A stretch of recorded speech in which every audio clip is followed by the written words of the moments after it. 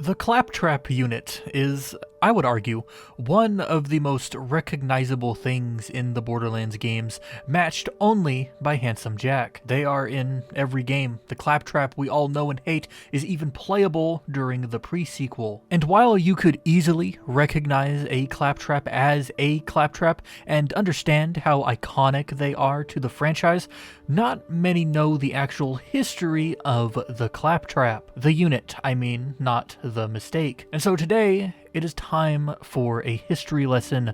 Today, we will review everything we know about the robotic servants of the Borderlands. So the Claptrap unit, the model, was created before the events of Borderlands by one Lawrence D. Quid, the founder of Hyperion's artificial intelligence branch of business. And these robots were created to serve one purpose: do the jobs no one else wanted to do and not be depressed while doing it. Now, these jobs would include things like opening doors, keeping the peace, cleaning up garbage, making introductions, being bullet sponges, etc., etc. Basically, any job you'd consider bad, the Claptrap unit did it, as such was their name and design. CL4P-TP General Purpose Unit, the Claptrap. However, as we came to discover for ourselves throughout the many Borderlands games, the Claptraps have an issue, a flaw in its design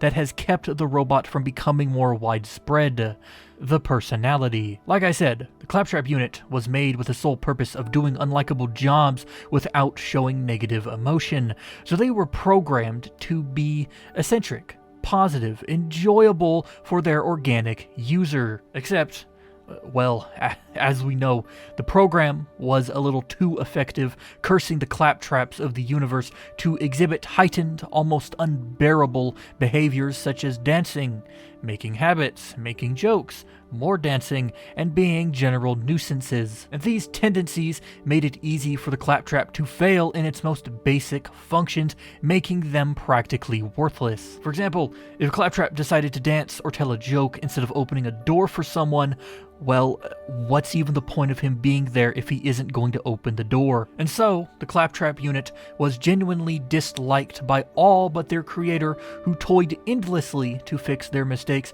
but he passed without a cure, leaving his creations as the unlikable machines they are known to be. And it were the flaws of the Claptrap that saw the unit's term from helpful, I'm using quotes, helpful machines, to the favorite bully victim of Pandora and the rest of the Borderlands. All throughout Borderlands 1, 2, the pre-sequel, and even 3, we can see Claptraps used and abused by the locals of Pandora. They are murdered, they are tortured, left to leak, exploded, torn apart, eaten, and left abandoned. And it was this treatment that led to the rise of a rebellion, a revolution, if you will, that saw the local Claptrap units of Pandora rise up against their organic overlords and take revenge on all they had done to them. The time of the glorious revolution is at hand.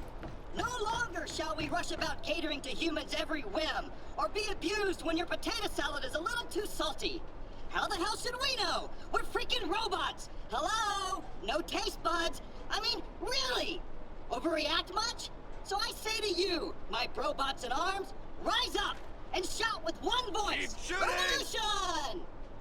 Really, the Revolution deserves its own video, so I will leave it for then, but if you do not wish to wait, the plot of this rebellion plays out during the events of Borderlands 1, namely a DLC named Claptrap's New Robot Revolution, and spoilers, it goes about as well as you expect. No, no, no, no, no! You'll never take your life!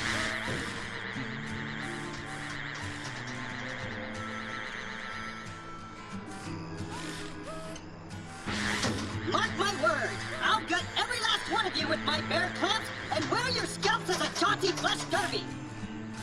Never give up, brothers and sisters! Fulfill your destiny of the revolution!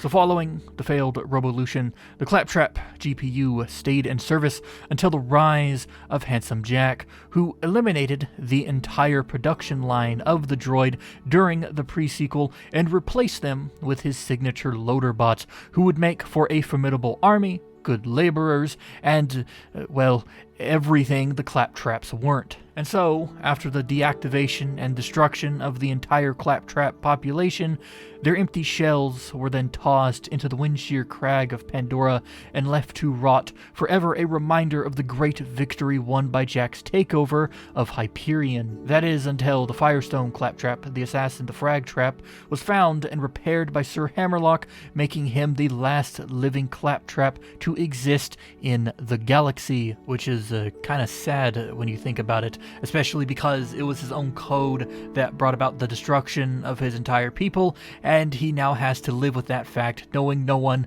will ever love him. Well, at least no one of value. If you have any questions or comments about this video, Borderlands, or its lore, you can leave them in the comment section down below, and I'll be sure to read each and every one of them.